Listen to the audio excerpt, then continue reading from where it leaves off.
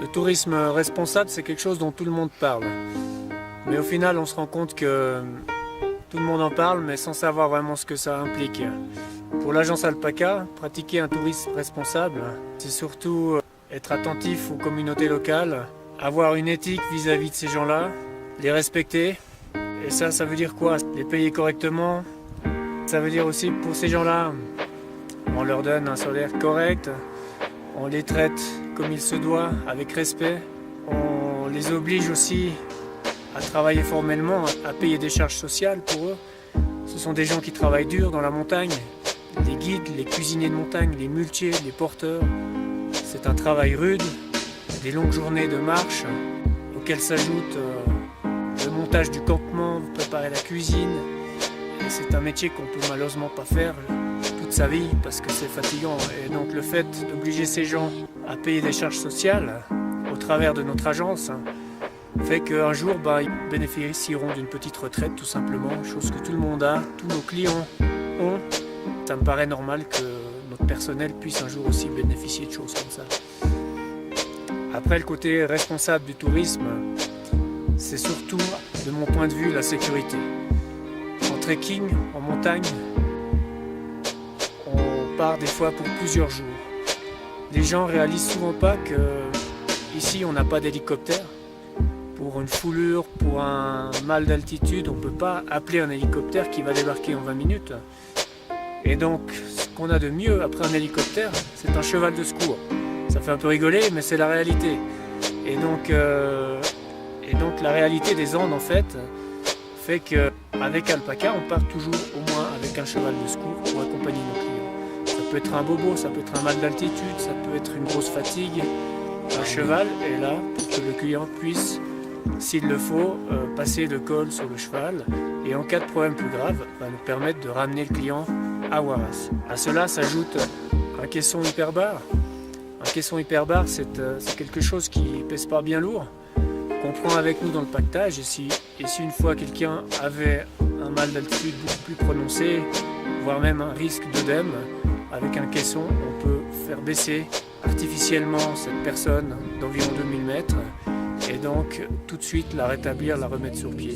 Si c'est un œdème grave, on peut même ramener, avec le caisson et le cheval, ramener cette personne à Huaraz et au final résoudre un problème qui pourrait être très grave. Dans la Cordillère Blanche, dans la Cordillère Huayhuash, pas de réseau cellulaire. On ne peut pas téléphoner, appeler des secours depuis n'importe où. Souvent, on est pendant 3 voire 4 jours de suite sans pouvoir faire un appel. C'est pour ça qu'avec l'agence Alpaca, on emmène avec nous un téléphone satellitaire qui permet aussi, en cas d'urgence, d'appeler des secours, d'appeler de l'aide.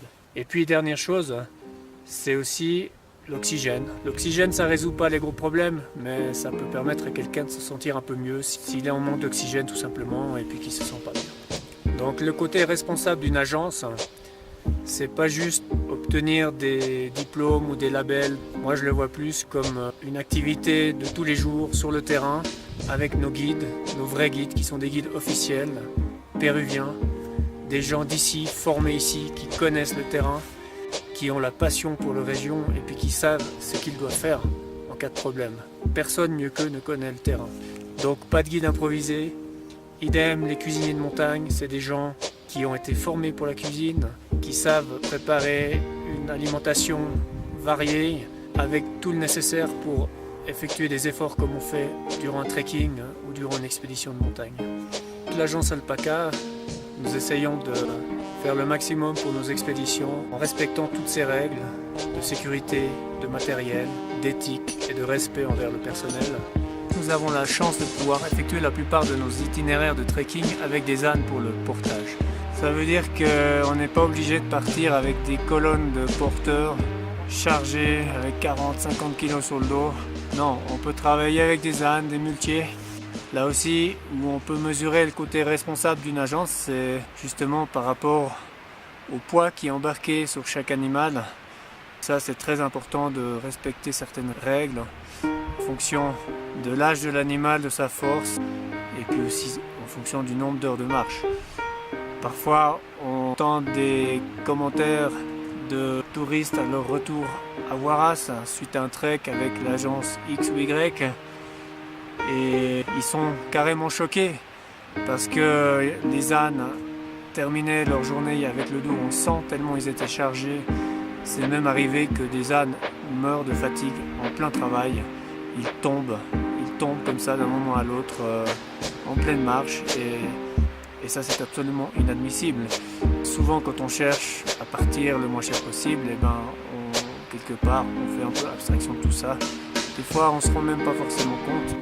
Avec Alpaca nous avons fait le choix de rien laisser à la légère, de travailler sérieusement, surtout pour la haute montagne. On ne fait pas de rabais sur la haute montagne.